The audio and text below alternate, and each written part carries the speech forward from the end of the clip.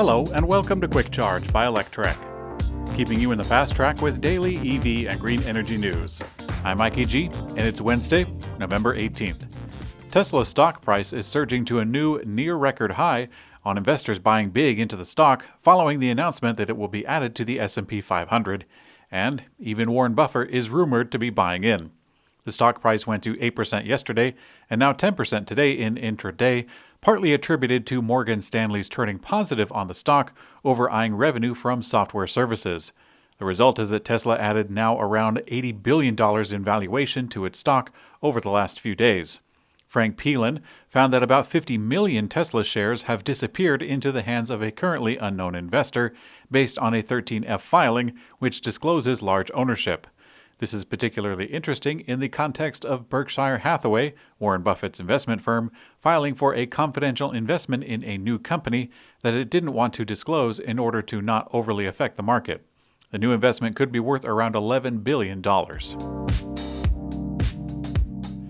Tesla is starting to hire leadership positions for its first full-scale battery cell factory at Gigafactory Berlin. Drew Baglino, Senior Vice President of Powertrain and Engineering at Tesla and the de facto CTO, he said on LinkedIn, quote, "Accelerate the transition to sustainable energy by joining Tesla's cell manufacturing effort in Berlin, recruiting for leadership positions now."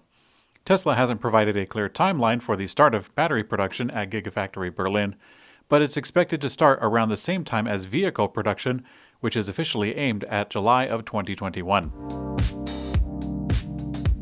Elon Musk is teasing Tesla's upcoming version 11 software update to be released during the holidays, and the CEO promises that Tesla will release features that have been requested and some surprises that haven't been.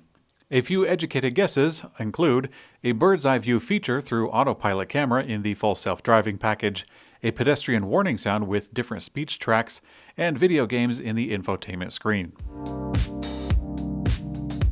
Tesla has been making moves to enable payments at charging stations in its destination charging network, but it also enables charging electric vehicles at apartments, something that's been quite hard to do. Earlier this year, Tesla launched the Wall Connector Generation 3, a new home charging station with Wi-Fi connection and an updated design. And now the product listing reads, quote, "Enable residents to wake up to a full charge every day by providing convenient and reliable charging. Property managers will soon be able to seamlessly collect payment for energy consumed." This is actually an interesting development that could be a big help in enabling EV ownership for apartment dwellers. This episode of Quick Charge Podcast is brought to you by Electrify America, the nation's largest coast-to-coast charging station network for electric vehicles. No matter where you're heading, they have chargers nearby. And at charging speeds up to 350 kilowatts for capable electric vehicles, they'll help you get there fast. Find out what they're up to at electrifyamerica.com. That's electrifyamerica.com. Electrify America. Hello, freedom. California has refreshed its Clean Fuel Rewards program, increasing the amount to $1,500 up front with no application required. The new incentive is available for any eligible electric vehicle, including motorcycles, purchased from participating retailers. Southern California Edison clarifies that $1,000 rebate of theirs doesn't stack with a new $1,500 incentive. The new incentive is dependent on battery size, so not all vehicles do get the full credit. Any vehicle with a battery larger than 5 kilowatt hours qualifies for something, and a battery with over 16 kilowatt hours will get the full $1,500. This means that full EVs will generally get the full incentives, plug-in hybrids will get some percentage, and EV motorcycles usually get around $1,000. You can check out a full list of qualifying vehicles found on our site, electrek.co. And in Electrek's Green Energy Brief, top U.S. solar trade group, the Solar Energy Industries Association, yesterday laid out some of its list of priorities for the incoming Biden administration. Its goal is to provide 20% of U.S. electricity by 2030, up from just 3% currently. One such initiative comes from the organization president, Abigail Ross Hopper, who requested that the industry wants to see steep tariffs on imported solar panels lifted with an executive order issued by Joe Biden.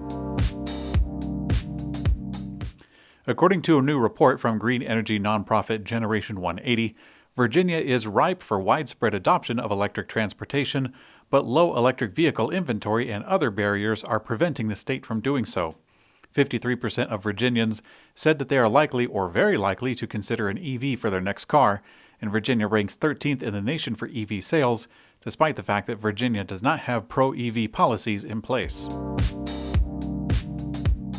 United Kingdom Prime Minister Boris Johnson released his 10-point plan for a green industrial revolution. The plan will allow for UK to forge ahead with a new net zero target of 2050. This will mobilize £12 billion of government investment to create and support up to 250,000 highly skilled green jobs and spur over 3 times as much private sector investment by 2030. And finally, in Electrek's personal mobility coverage, Damon Motorcycles is announcing today its latest electric motorcycle platform known as the Hyperdrive. The Hyperdrive platform will apparently be used to construct 2 new motorcycles, the Hypersport SX and the Hypersport SE. The SX will carry an estimated price of $19,995 and be outfitted with a 15 kilowatt-hour battery, 150 horsepower motor, and carry a maximum range of 150 miles. The lower-spec Hypersport SE will have a smaller 11 kilowatt-hour battery, 108 horsepower motor, and a maximum range of 100 miles. Thanks for watching Quick Charge by Electrek. We also have an audio version on your favorite podcast player. I'm Mikey G, and I hope you have a great day.